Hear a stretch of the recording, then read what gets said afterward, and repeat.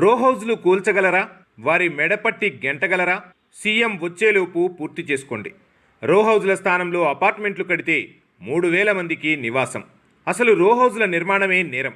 రో హౌజ్లకు స్థలాల కేటాయింపులే అక్రమం. 250 మంది సినీ గద్దలకు 14 ఎకరాల కేటాయింపు దుర్మార్గం. గత పాలకులకు హామీ ఇచ్చిన పాలకులకు తేడా కనిపించడం లేదంటున్నారు. సీఎం స్పందించి కార్మికులకు న్యాయం జరిగితేనే ప్రజా పాలనకు పేరు. చిత్రపురిలో 1536 ఎస్ఎఫ్టీకి మించి ఇల్లు నిర్మించవద్దు. అపార్ట్మెంటు నిర్మాణాలు తప్ప ప్రత్యేకంగా ఇండ్ల నిర్మాణానికి ఆస్కారమే లేదు. రో హౌజ్ల యజమానులకు అధికారుల బాసట. కోట్లు చేతులు మారినట్లు వినిపిస్తున్న ఆరోపణ. అందుకే అధికారులు దగ్గరుండి అందిస్తున్న సహకారం. తప్పు చేస్తున్నామనే భావన లేదు. తర్వాత ఇబ్బంది పడతామన్న భయం లేదు. లంచాలకు తెగబడి కార్మికులకు అన్యాయం చేస్తున్నారు. పెద్దవారికి కొమ్ము కాస్తున్నారు. ఓట్లు వేసి గెలిపించేది పేదలు. పాలకుల పంచాన చేరి లబ్ధి పొందేది పెద్దలు. ఎప్పుడైనా ఎక్కడైనా పేదలే సమిదలు.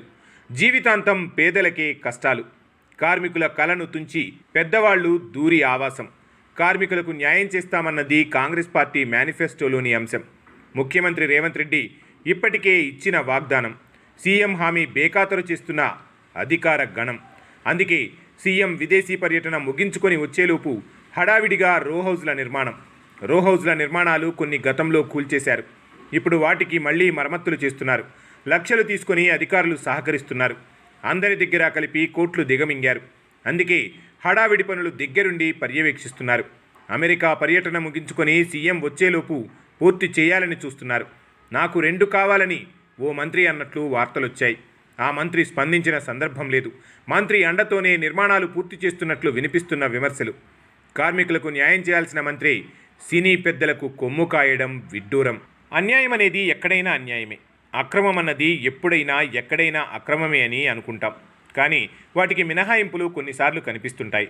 చట్టం చుట్టమైనప్పుడు కొంతమంది ఎన్ని అన్యాయాలు చేసినా అక్రమాలు చేసినా అవి కనిపించవు. అన్యాయం జరిగినా వారికి న్యాయం జరిగే అవకాశాలుండవు. అక్షరాలా ఇక్కడ అదే జరుగుతోంది. 40 సంవత్సరాల నిరీక్షణను కూడా సమాధి చేస్తున్నారు. పేదలను తీవ్ర అన్యాయాలకు గురి చేస్తున్నారు. చిత్రపురిలో ఇది యథేచ్ఛగా జరుగుతుంది. కార్మికులు నెత్తి నోరు మొత్తుకొని చెబుతున్నారు. కానీ వారి ఆవేదన వింటున్న వారు లేరు. విన్నా చూద్దాం చేద్దామని చేతులు దులుపుకుంటున్నారు. దాంతో 2 దశాబ్దాలుగా సినీ కార్మికులు గూడు లేక గుండె చెదిరిపోతుంది. వారి కల కలగానే మిగిలిపోతుంది. వారి కళ్ల ముందే వారి భూమిలో ఇతరులు ఇండ్లు కట్టుకుంటుంటే చూస్తూ ఉండిపోవలసి వస్తుంది. ఏ నాయకుడైనా వారి కన్నీళ్లతో మాత్రమే కాళ్ళు కడగగలరు. ఏ అధికారికైనా 2 చేతులెత్తి మొక్కగలరు. లేకుంటే కాళ్ళు పట్టుకుని కన్నీటి పర్యంతమవుతారు. అంతకంటే ఏమీ చేయలేని అభాగ్యులంటే అందరికీ చులకనే. అందుకే చిత్రపురిలో పెద్దలు తమకు తాము రెడ్ కార్పెట్ వేసుకున్నారు.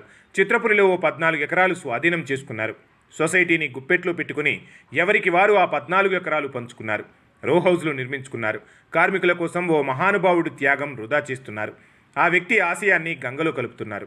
ఎందుకంటే కార్మికులకు కేటాయించాల్సిన భూమిని సినీ గద్దలకు అప్పగించడం అన్నది ఎవరికీ అక్రమంగా కనిపించడం లేదు. కార్మికులకు చెందాల్సిన భూమి పీడికెడు మంది గద్దలు పంచుకుంటుంటే అన్యాయం అనిపించడం లేదు.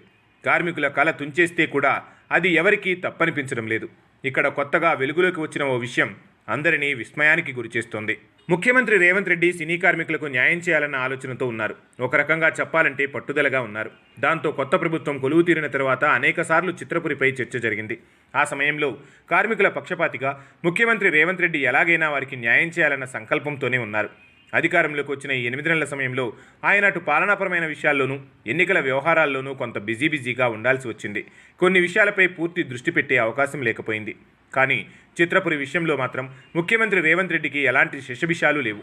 ముఖ్యమంత్రి గత కొంతకాలంగా పాలనాపరమైన అంశాలపై ఎక్కువగా దృష్టి పెట్టాల్సి రావడంతో చిత్రపురి కథ ఆయన ముందుకు పూర్తిగా రాలేదు. ఇదే సమయంలో ఆయన తెలంగాణకు పెట్టుబడుల ఆకర్షణ కోసం అమెరికా పర్యటనకు వెళ్లారు. ఇదే అదునుగా చిత్రపురి పెద్దలు తమ పన్నాగం మొదలుపెట్టారు. అధికారులను గుప్పెట్లో పెట్టుకుని ఇప్పటికే పనులు మొదలై దాదాపు పూర్తి దశకు చేరుకున్న రో హౌజ్లను పూర్తి చేసే పనిలో పడ్డారు. అందుకు జీహెచ్ఎంసీ అధికారులు పూర్తిగా సహకరిస్తున్నారన్న విషయం వెలుగులోకి వచ్చింది. ఒక రకంగా చెప్పాలంటే జీహెచ్ఎంసీ అధికారులే దగ్గరుండి పర్యవేక్షిస్తున్నారని సమాచారం. అందుకు అధికారులకు పెద్ద మొత్తంలోనే ముడుపులు ముట్టినట్లు తెలుస్తోంది. పూర్తి కావాల్సిన ఒక్కో రో హౌజ్కు లక్షల్లో వసూలు చేసి భరోసా కల్పించినట్లు తెలుస్తోంది. దాంతో గత 10 రోజులుగా రాత్రింబవళ్లు పనులు జరుగుతున్నాయి. చకచకా నిర్మాణాలు పూర్తి కావస్తున్నాయి. గతంలో కూల్చివేతలు జరిగిన రో హౌజ్ల మరమ్మతులు దాదాపు పూర్తి చేస్తున్నారు. ఈ విషయంపై వివరాలు అందించేందుకు మాత్రం అధికారులు ముందుకు రావడం లేదు. అసలు కార్మికులకు కేటాయించిన ఈ చిత్రపురిలో కేవలం అపార్ట్మెంట్ల నిర్మాణం మాత్రమే జరగాలి. కార్మికులలోనే కలిసి ఉండాలనుకునే పెద్దలకైనా సరే అపార్ట్మెంట్లలోనే ఫ్లాట్ ఇవ్వాలి, అందులోనే కొనుగోలు చేసుకోవాలి. అంతే తప్ప ప్రత్యేకంగా ఎవరికీ విల్లాలు మించిన రో హౌజ్ల నిర్మాణం అనేది చేపట్టేందుకు వీల్లేదు. అందుకే ఆ నిర్మాణాలన్నీ ప్రభుత్వ ఆదేశాలకు వ్యతిరేకమని కూల్చివేతలు మొదలుపెట్టారు. ఇంతలో ఎన్నికల సమయం రావడంతో కూల్చివేతలు ఆపారు. దాన్ని కూడా కొంతమంది సినీ గద్దలు అనుకూలంగా మార్చుకొని రో హౌజ్ల నిర్మాణం చేసుకున్నారు. సరిగ్గా ఎన్నికల సమయంలో తమకు అన్యాయం జరుగుతున్న సంగతిని కాంగ్రెస్ పార్టీ దృష్టికి తీసుకొచ్చారు. గతంలో కాంగ్రెస్ ప్రభుత్వంలోనే కార్మికులకు భూమి ఇచ్చిన విషయాన్ని గుర్తు చేశారు. దాంతో ముఖ్యమంత్రి రేవంత్ రెడ్డి సూచన మేరకు ఎన్నికలకు ముందు కాంగ్రెస్ మేనిఫెస్టోలో చిత్రపురి కార్మికుల సమస్యను చేర్చారు. తప్పకుండా వారికి న్యాయం చేస్తామని మాటిచ్చారు. అయితే 8 నెలలైనా చిత్రపురి విషయంలో ప్రభుత్వం ఎలాంటి చర్యలకు ఉపక్రమించలేదు. దాంతో చిత్రపురి గద్దలు మళ్లీ రో హౌజ్ల నిర్మాణం యథేచ్ఛగా సాగిస్తున్నారు.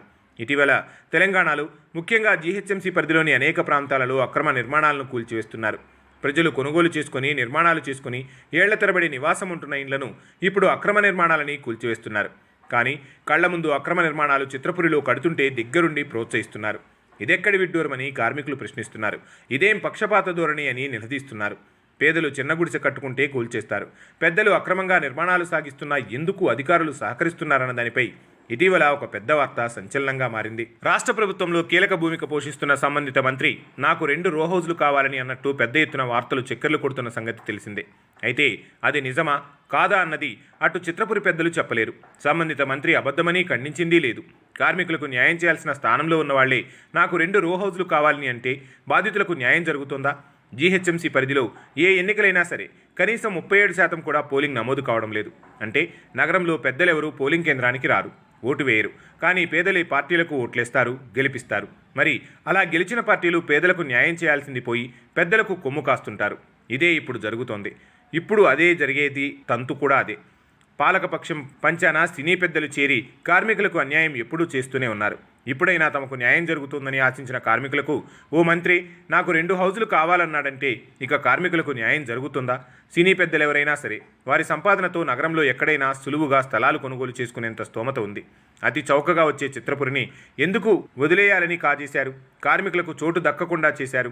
ఇక మంత్రి స్థాయిలో ఉన్న నాయకుడు ఎక్కడంటే అక్కడ స్థలాలు కొనుక్కునే శక్తి ఉన్నవారు. వాళ్ళు కూడా మాకు చిత్రపురిలో రో హౌజులు కావాలనుకోవడం వెనుక మతలబు ఏమిటో ప్రత్యేకంగా చెప్పాల్సిన పని లేదు. అందువల్ల కార్మికులకు న్యాయం జరిగే అడుగులు పడితే సదరు మంత్రి మీద వచ్చిన వార్తలు అవాస్తవమని తెలుస్తుంది. లేకుంటే అదే నిజమని నమ్మే అవకాశం ఉంది. ప్రభుత్వమే స్పందించాలి.